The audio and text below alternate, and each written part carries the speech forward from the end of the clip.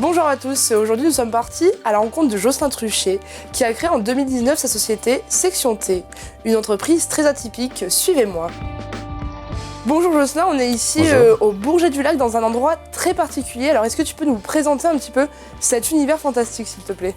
Alors en fait ici, du coup vous êtes dans mes locaux, donc au Bourget, donc les locaux de ma société Section T, qui fait de la location pour le spectacle et pour le cinéma principalement, donc de costumes, d'armes et aussi toute la partie artifice. On a un habit très particulier ici où c'est marqué Maurienne, est-ce que tu peux nous le présenter, peut-être nous le sortir? Alors en fait ça c'est les tenues qu'on servit, du coup qu'on tournait dans mon film 2 semaines de juin, qui racontait du coup les combats en juin 40, donc l'armée française face aux Italiens. Et donc du coup les soldats français qui se battaient en Maurienne, vu que c'était leur secteur, avaient le petit écusson Maurienne sur l'épaule. Est-ce que c'est des vêtements qui ont réellement servi? Est-ce que c'est des copies? Comment ça se passe un petit peu le processus? En fait, il y a un peu de tout. C'est-à-dire que généralement, jusqu'à la Seconde Guerre mondiale comprise, en fait, c'est principalement des copies. Parce que voilà, clairement, c'est des pièces de musée, donc jouer, tourner avec, c'est compliqué. Mais par exemple, quand on prend les pièces d'à côté, c'est des pièces qu'on tournait dans le film, mais qui sont des originales de 40. Par contre, pour se rouler dans la terre et ainsi de suite, plus des copies. C'est des copies. Et donc c'est des originaux que tu vas trouver où?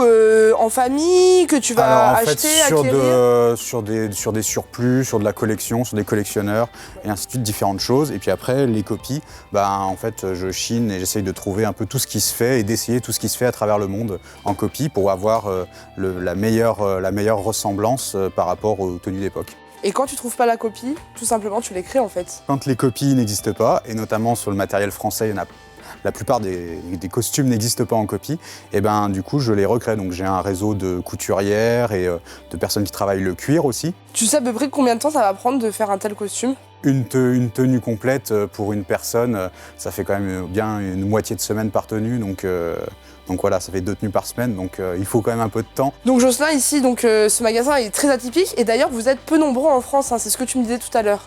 Alors oui, on n'est pas nombreux à faire ce métier en France. Sur la partie costume, on a à peu près une dizaine de sociétés, principalement basées autour de Paris. Et après, sur la partie armement, c'est encore moins. Donc du coup, on est à peu près 5 sociétés à pouvoir louer de l'armement qui tire à blanc pour les films. Est-ce que tu peux donner le nombre de vêtements ou d'objets ou le tout en globalité? Alors le nombre de références différentes, sans compter les tailles. On est largement plus de 2000. Et après, sur la partie combien de personnes je peux équiper, facilement, largement plus de 500 personnes. Ah oui, on a vu donc l'aspect un petit peu montagnard avec la Maurienne et les vestes ici, mais on a aussi l'aspect un petit peu plus maritime avec certains chapeaux.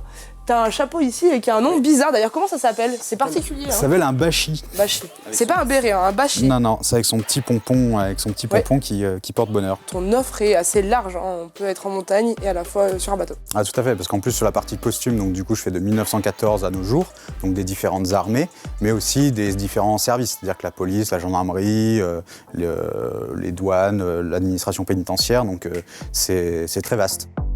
Jocelyn, donc on est ici face à une commande, c'est ça? Une commande que tu vas très prochainement envoyer pour un nouveau film, c'est ça?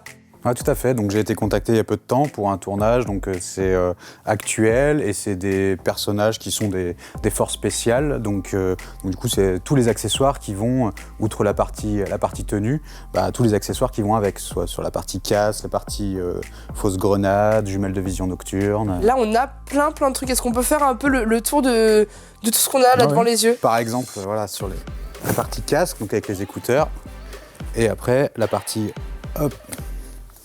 jumelles de vision nocturne qui permet en fait, qui sont des fausses, mais qui permet de simuler pour voir dans le noir. Alors ça c'est une paire de jumelles de vision nocturne aussi, mais qui est en quadritube, donc avec 4 tubes. Et notamment celle-là en fait c'est celle qu'on voit quand les Navy Seals quand ils vont pour tuer Ben Laden dans le film Zero Dark Thirty. D'accord. De la fumigène, de la bang, voilà, toutes ces choses qui permettent en fait de rendre les scènes plus réelles. Voilà, par exemple, comme la radio, c'est une copie de radio américaine qu'utilisent en partie les forces spéciales, jusqu'aux petits boutons. Donc il y a différents choix de boutons pour la radio. Alors là, Jocelyn, on est un petit peu au fond d'entrepôt et on a découvert un accessoire assez atypique. Qu'est-ce que c'est? Une vraie gourde de la Seconde Guerre mondiale. Et du coup, donc toujours pour mon film de semaine de juin, en fait, donc on a retrouvé du tissu, comme à l'époque, et refait les housses de gourde, et après refait la partie cuir pour avoir les sanglons, pour pouvoir la fixer au ceinturon. En fait, le but, c'est que ça ressemble le plus possible à l'original. Donc là, on a vu l'ensemble des tenues, des accessoires, et on va descendre en bas au rez-de-chaussée pour découvrir l'armement qui va finir d'habiller les comédiens. Donc Jocelyn, on a découvert tous les costumes, tous les accessoires à l'étage, et là, on est un petit peu dans la chambre secrète où on va avoir l'armement. Alors tu as différents types d'armes, et surtout tu as des armes fictives, et puis tu as aussi des armes qui tirent à blanc, c'est ça hein? C'est ça, donc en fait en gros on a un panel qui est différent en fonction de ce qu'on a besoin à l'écran. Ouais. Par exemple, avoir des armes comme ça qui sont de la résine. Après on peut les avoir avec une culasse qui bouge, voilà, style airsoft, et après on peut les avoir en réel, modifié justement, qui peut me permettre de tirer que à blanc. D'accord, et là tu en as une, par exemple une vraie, qui peut tirer à blanc. C'est ça, bah là c'est un petit revolver. Okay. Du coup, qui permet de tirer à blanc. Tu dois sûrement avoir les armes assorties aux tenues en fonction des époques. Hein. Ah, complètement, en fait. Donc la partie, comme je disais tout à l'heure, la partie costume, on va de 1914 de nos jours, et sur la partie armement, on va de 1840, donc avec toute la partie western en plus. Ah, western, ok. Quand on utilise les armes, toi, tu te déplaces sur les tournages. Tout à fait. En fait, en gros, sur la partie, donc moi, je suis armurier de plateau, c'est-à-dire que quand ça tire à blanc, en fait, je suis là pour avoir la sécurité des armes et la sécurité, en fait, des personnes qui les utilisent. Donc du coup, je forme les comédiens à leur utilisation et je suis garant de la sécurité. Très bien, alors pour avoir ce rôle-là, est-ce que tu as fait une formation ou est-ce que c'est grâce à ton passé de militaire que tu peux avoir ce rôle-là aujourd'hui? Bah, un petit peu des deux, c'est-à-dire que j'ai passé une formation pour être armurier, mais en fait, sur toute la partie manipulation et tout, je me base sur mon expérience d'avant, de mes 12 ans au sein de l'armée, pour pouvoir former les comédiens aux différentes manipulations. Et surtout en fonction des époques. Parce que voilà, on ne tient pas une arme quand on est un soldat de 1914, comme si on est une personne qui est dans un groupe de force spéciale ou un groupe d'intervention actuellement.